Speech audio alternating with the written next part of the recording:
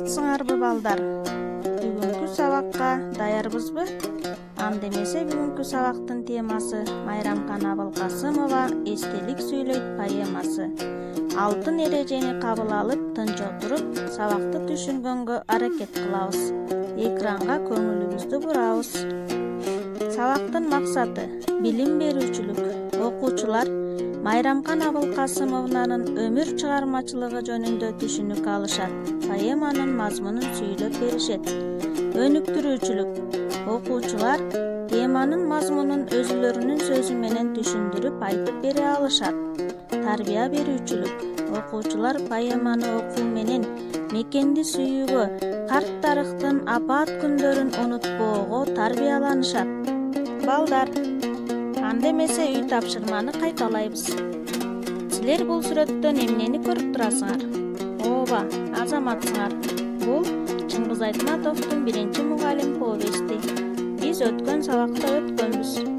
Анда эмесе силерге үй тапшырмасын бышыктоо үчүн суроолор. Чыңгыз Айтматовдун биринчи мугалим повестинин мазмуну ким жөнүндө жазылган? Повестте негизги каармандар кимдер? Чыгармада мугалим кандай кызмат аткарат? Чыгармада кайсы учур көрсөтүлгөн? Ошол кездеги элдин турмушу тууралуу айтып бергиле. Азаматсыңар балдар. Кыргыз Республикасынын эл акыны Майрамкан Абылкасымова 1936 жылы 7 ноябрда Кемин районуна караштуу Жаңы Алыш айылында туулган.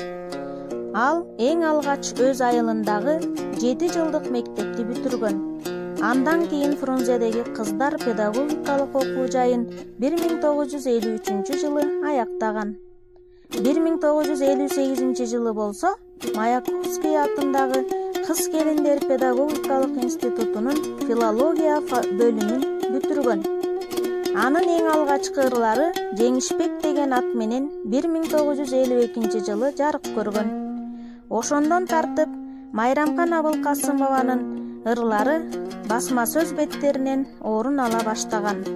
Акындын биринчи ырлар жыйнагы 1961 жылы Кичинекей досторго деген ат менен басмадан жарык көрүп, ага удаалаш эле Чолпон, быйыл жаздын гүлдөрү көп, ишеним дайым жүрөктө, Аскар, ата журт, сен билесиң мекеним, менин бүтпөс ырларым, гүлдөр суу сурайт, ата журт дайым көңүлдө, үшүк деген ырлары жана поэмалар жыйнактары басмадан басылып, окурмандардын кызыгуусун арттырган. Майрамкан Абылкасымова эстелик сүйлөйт, сен билесиң мекеним деген чыгармалары менен ишеним дайым жүрөктө деген ыр китеби үчүн Ленин комсомолунун сыйлыгына татыктуу болгон. Ал эми гүлдөр суу сурайт деген ырлар жыйнагы үчүн акынга Токтогул атындагы мамлекеттик сыйлык ыйгарылган. Майрамкан Абылкасымова улуттук адабиятка кошкон зор салымы үчүн ардак белгиси, Манас ордендери, медалдар, грамоталар менен сыйланган. Бүткүл дүйнөлүк интеллектуалдык менчик уюмунун алтын медалына татыктуу болгон. Эстелик сүйлөйт поэмасы жөнүндө силерге түшүнүк берип коеюн. Согуш жана тынчтык темасын ачууда Майрамкан Абылкасымованын эстелик сүйлөйт поэмасы өзгөчө орунда турат.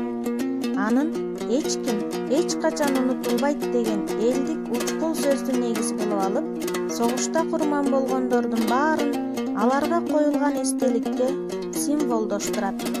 Жоокерлердин ата мекен алдындагы баа жеткис эмгектерин, жүрөктөрдөгү түгөлүккө сакталууга тийиш болгон ысымдарын даңазалоого бардык мүмкүнчүлүктөрүн жумшаган. Акын көркөм сөздүн күчү менен таш эстеликтерди жандандырып, аны менен бетме бет адамдарды сүйлөштүргөн. Солдаттын образы ата мекен, эл алдындагы кол жеткис бийиктикте турарын, жүрөктөрдүн тереңинде сакталаарын айткан. Поэманын жаштарга бере турган таалим тарбиясы жогору. Жаш муундарды өз мекенин сүйүүгө, коргоого тарбиялайт. Ошондой эле азырда ар бир айылда жоокерлерге коюлган эстеликтер бар. Ал эстеликтерге акын белгилегендей тирүүдөй мамиле кылуу, камкордук көрүү, анын айланасын гүлзарга айландыруу ар бириңердин милдетиңер деп ойлойм. Анткени алар өздөрүнүн кырчын өмүрүн силердин келечегиңер үчүн арнашкан. Балдар, демек бүгүнкү биз өткөн сабак поэма болуп эсептелет. Поэма жөнүндө биз кеңири түшүнүк алабыз. Поэма деген сөз грек тилинен которгондо жаратам, чыгарма жазам дегенди түшүндүрөт. Ыр түрүндө жазылган чыгарма поэма деп аталат. Алгачкы поэма грек адабиятында пайда болгон. Балдар, сабак түшүнүктүү болдубу? Анда эмесе силерге тапшырма. Айылдагы эстеликтер жөнүндө бил баян жазып келесиңер.